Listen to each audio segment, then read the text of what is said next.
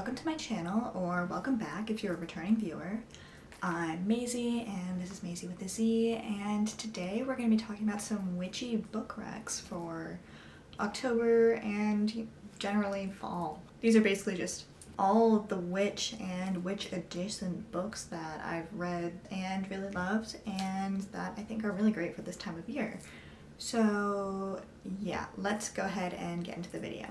So the first book on the list is Grey Mist Fair by Francesca Zappia. Also, I'm sorry for the very harsh light coming in this way. This is a very fairy tale-esque book, but like dark fairy tales. It's based on lesser known Brothers Grimm fairy tales. It's set in this village that's in a very dark magical forest. So people don't usually leave the village that much, people don't usually come into the village that much, and everyone kind of knows everyone. It's basically following this like mystery where people have been dying and it's kind of unclear what it is. I think it's a creature doing it and they're not really sure. It features a witch as the kind of like protector figure of the village.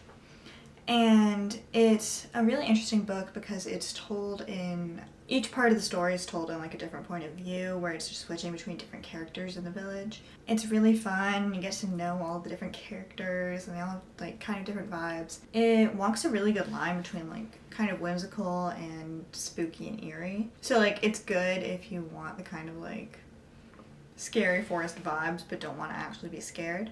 And yeah, it's fairly short. It's not like the most complex plot ever. It's driven very much by atmosphere and character, and I think it's really fun. I did receive an arc of it from the publisher. I really enjoyed it. And then next up is Sweet and Bitter Magic by Adrienne Tooley, who's making a bit of her name for herself in standalone sapphic YA fantasy. This basically follows a witch who's cursed with an inability to love, who strikes a bargain with this girl who's like made of magic. Like the deal is that the witch will receive the girl's like love for her recently deceased father if they find the dark witch that's causing a plague that's like sweeping the kingdom. It's kind of forced proximity where they're having to work together, and it's really fun. Adrienne Tooley's other two books are on my TBR and I haven't read them yet, but they're Sophie and the Bone Song and The Third Daughter, I think. It's a really good standalone YA fantasy and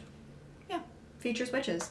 Next up is Wild and Wicked Things by Francesca May, and this is a Great Gatsby retelling that's set post-World War I with witches on this like magical island. So the main characters are, there's like a lesbian woman main character and a non-binary lesbian main character, and it is a very slow and atmospheric story, but it has a lot of Great Gatsby vibes with this kind of like glittery, party-centered thing, but it also has a lot of dark magic underlying all of that. And there's kind of like a magical tether between the two main characters that's causing kind of like forced proximity thing.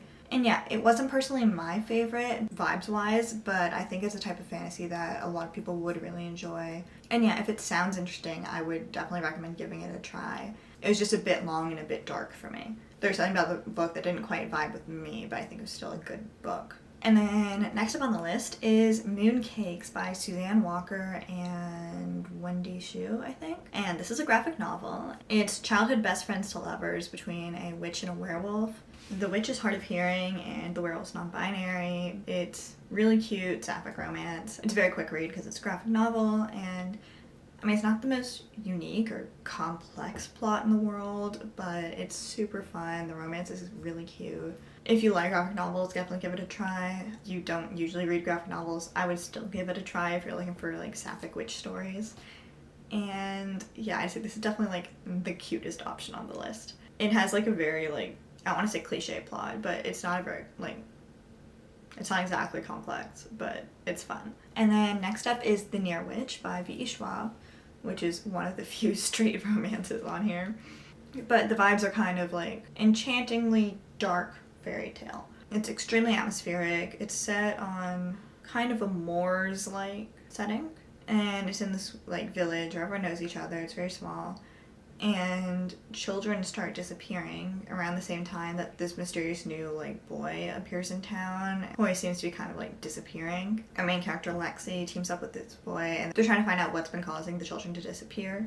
There's this like story of the Near Witch that's kind of been part of the town for ages, but no one really believed in. But now Lexi's like, maybe this is true. And so they're trying to investigate that. And it's slightly eerie. It's definitely not scary. I wouldn't say it's one of like V. Schwab's best works, but it's a very good witch story. And yeah, it's a nice standalone fantasy.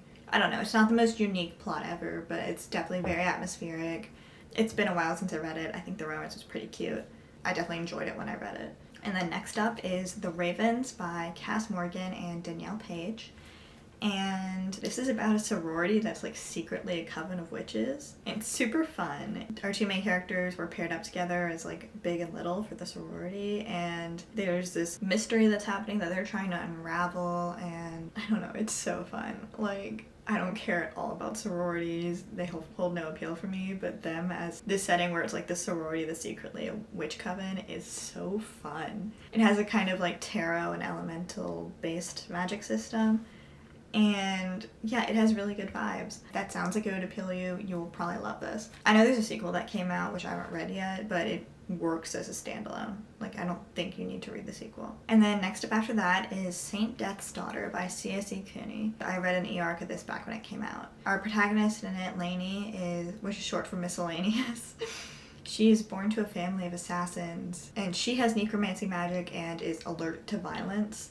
So it's just kind of this combination of things that make life hard for her. And this is it's such fun narration.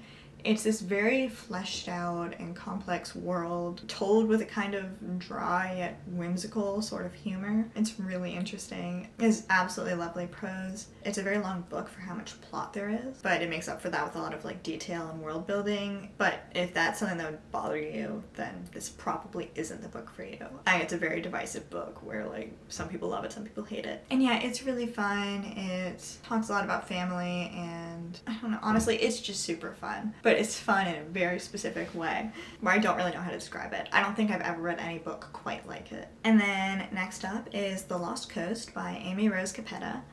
And this follows Danny, who has just moved to a town in, I think, Northern California. It's definitely the Pacific Northwest. I think it's very Northern California. But she's just moved to this small town and kind of falls in with this friend group of queer witches who have had one member of their friend group disappear over the past few months. It's this very atmospheric setting in the Pacific Northwest that's kind of threaded through with this feeling that like something's not quite right. It's like almost unsettled feeling. But despite all that, it's a story that's like fundamentally about queer community and friendship. I don't know, it's lovely. This is a book that I haven't read in a long time, but I want to reread. The best way to describe it, which is how some people on Goodreads described it when I was kind of looking to like refresh my memory, and which I completely agree with, it makes total sense, is it's kind of the same vibes as if you took The Raven Cycle by Maggie Stiefvater and made it sapphic and female-centered and a standalone book, which is completely accurate. Like, that's the vibes.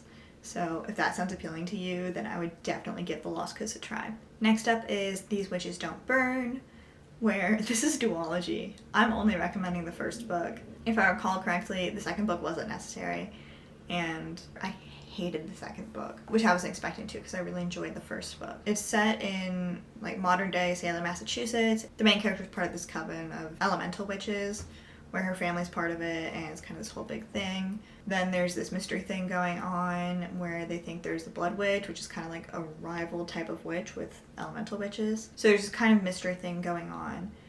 And meanwhile, there's this romance drama where she's semi-recently broken up with her girlfriend, who's also an elemental witch, if I'm remembering correctly.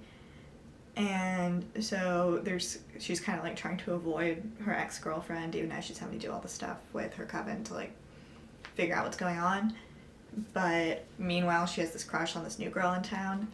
And I don't know, it's very fun. It's very YA, so if you don't love like the YA atmosphere, this probably isn't a book for you. So yeah, I think it's very fun. I didn't love the second book. There are people who did like the second book. I did not like the second book. Would not recommend that. But the first book, good. Works as a standalone, I think. Next up is a book I actually just read last week, which is Spells for Lost Things by Jenna Evans Welch. And this one doesn't have actual magic, really.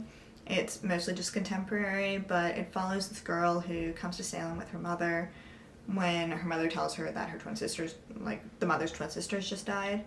And the thing is, like, she's never heard of her mother having a twin sister. So we're kind of in Salem, and she's discovering that they have this whole, like, family history with this whole curse on the women in the family and such. And so she's kind of trying to learn more about that while her mother is trying to keep her away from all of it. She has these aunts who, like, raised her mother. They're trying to help give her access to the information to find out about the family history. Meanwhile, there's this very sweet romance with a boy who's also new in town, who's helping her with this, but, like, also has his own stuff going on. And it's very much a story about family, where she's trying to find out about her family's history and this generational trauma. And meanwhile, he's in foster care and trying to find his mother, but he's just been placed with a new foster family who knew his mother while she was growing up. The storyline is very much about witches, but it's also very much about this, like, romance between the two protagonists, and also about their relationships with family and their own family histories and such. If you are looking for a kind of witchy book, but you're not too big into fantasy, then this is what I definitely recommend to you. So we're in the last few books, where the next one up is Witchwood by Tahira Mafi. This is middle grade, and it follows this girl named Laylee who has the job of washing the bodies of the dead in this town and kind of helping their souls to the afterlife. And she's like 12 or something, but the burden for this is completely on her after her mother died and her father kind of went a bit off the rails and out of grief. And so she's this, like, child who's doing this immensely lonely job that's slowly, like, draining the life out of her, and also quite literally draining the color out of her. Like, her hair is turning white, her skin is gradually fading to silver. And it's kind of following as two new characters appear in town, and they are kind of, like, sent to help her. It's very gorgeous writing, which, I mean, it's Tahira Mafi. I would not expect anything else. I say not actually having read Chattermaid, but I have read her contemporary books in this. And yes, it's a story that is about ghosts and friendship and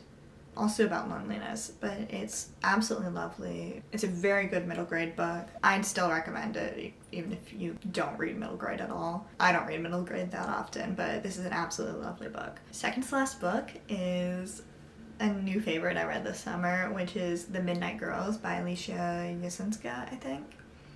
And this is a standalone fantasy book set in historically inspired Poland. I'm not totally sure how accurate the setting is, but it's historical Poland, but with magic. And it's this, like, sapphic enemies to lovers, where there's basically these three witches who each can gain power by eating princes' hearts, and different types of princes have different hearts that give different powers. Like, one of them gives longer life, one of them gives something else, etc. And they each have this, like, protege who they use to, like, go hunt for their hearts for them. It's basically our two main characters are, like, the proteges of two of these witches. They've been, like, rivals their entire life, where one of them keeps beating the other to the princes, and it's basically following them this one time when they are sent to steal the same prince's heart. And again, when they mean steal heart, they literally mean cut out the heart so the witch can eat it. It's following them as they're, like, vying to try and get this prince's heart.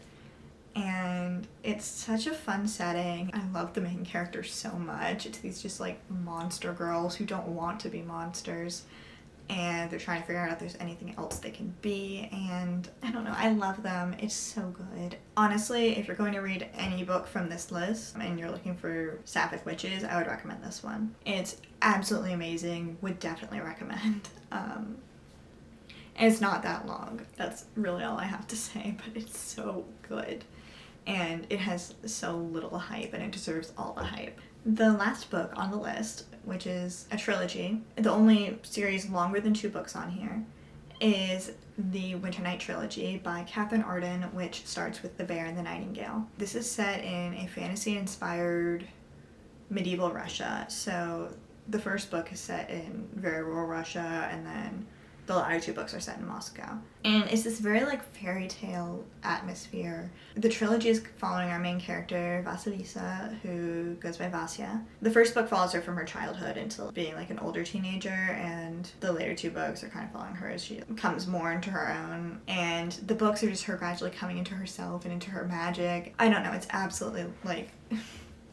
I love her journey, and I love these books. The series is very much set in this conflict between Christianity and, like, traditional beliefs about, like, house spirits and demons and such. Vasya is one of the last remaining people who's, like, able to see the house spirits and everything, and their like hold is gradually fading, which means that there's a lot of spirits which would normally be held back by the household spirits who have like evil influence who are gradually being able to infiltrate more and more of Russia. It's such a gorgeous trilogy. It's one of my favorite series ever. I really can't recommend it enough. The story gradually grows in scope as like Vasya grows up, and it's just so amazing. Like, this is like a fantasy trilogy I would recommend to absolutely everyone. It's gorgeous and atmospheric and honestly a perfect trilogy. I would not change anything about it. And yeah, that's the end of my list. Hopefully at least one of those books appealed to you, because I tried to have a wide variety of genres and like vibes. And yeah, if you watched this far, thank you so much for staying around to the end of the video. I really appreciate it. If you enjoyed it, I would really appreciate if you would like, comment, subscribe if you want to see more of my videos. Also, if you have any more like witch book recs, I would definitely appreciate if you drop them in the comments, because I'm always looking for more. You can find me on Instagram at Of Pens and Swords. You can find me on Goodreads, Storygraph, or my blog at the links in my bio. And yeah, thanks for sticking around to the end, and I'll see you later.